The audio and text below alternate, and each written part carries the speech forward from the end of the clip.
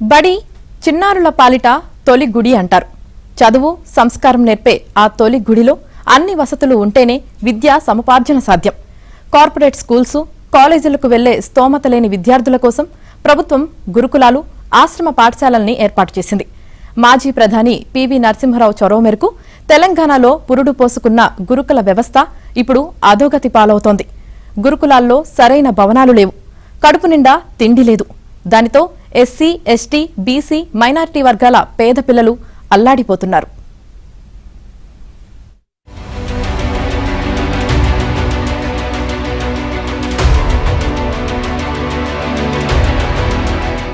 తెలంగాణలో గురుకులాల పాఠశాలలు, కళాశాలల పరిస్థితి రోజురోజుకి దిగజారిపోతోంది.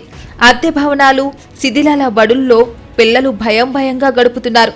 అరకొర వసతుల నడుమ విద్యార్థులు పడరాని పాట్లు పడుతున్నారు. గురుకులం అంటే గుండె గుబేలుమనే దుస్థితిలోకి పాఠశాలలు దిగజారిపోయాయి. ఒకటి కాదు, రెండు కాదు, అన్ని గురుకులాలు సమస్యల వలయంలో కొట్టుమిట్టాడుతున్నాయి.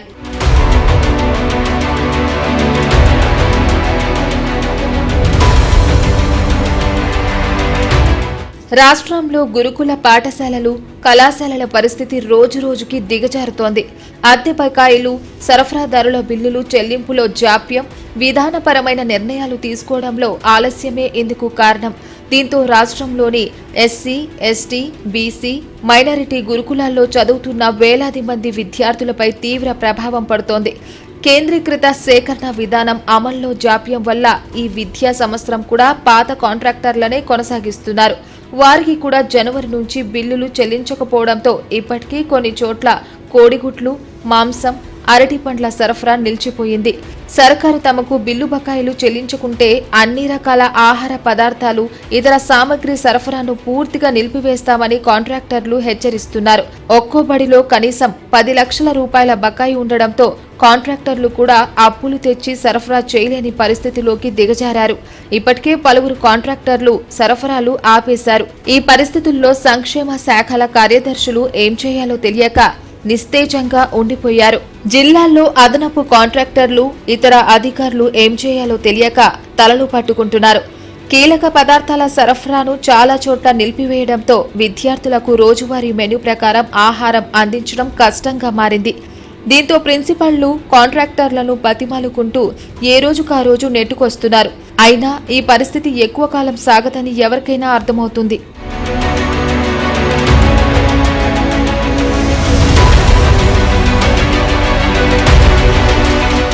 మెనూ ప్రకారం నాణ్యమైన భోజనం పెట్టకపోవడంతో విద్యార్థులు అర్ధాకిలితో అలమటించాల్సి వస్తోంది. నాసిరకం భోజనంతో ఉమ్మడి ఆదిలాబాద్ జిల్లాలో వందల మంది విద్యార్థులు అనారోగ్యానికి గురవుతున్నారు. అనేక చోట్ల పిల్లల సంఖ్యను బట్టి మరుగుదొడ్లు, స్నానపు గదులు లేకపోవడంతో పిల్లలు అష్టకష్టాలు పడుతున్నారు. కరెంటు పోతే కటిక చీకట్లో భయంగా గడిపే పరిస్థితి ఏర్పడుతోంది. రాత్రి వేళలో విషపురుగులు సంచరిస్తూ విద్యార్థులను భయభ్రాంతులకు గురి చేస్తున్నాయి. గురుకుల పాఠశాలల్లో విద్యార్థులకు యూనిఫామ్లు కూడా ఇవ్వడం లేదు.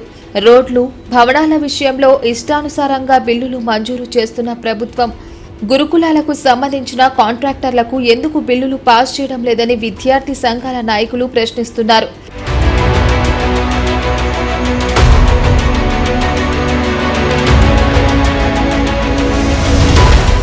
ఆదిలాబాద్ జిల్లాలోని అనేక గురుకుల పాఠశాలల్లో డైనింగ్ హాల్స్ కూడా లేవు. దానితో విద్యార్థులు ఆరు బయట కూర్చొని భోజనం చేయాల్సి వస్తుంది.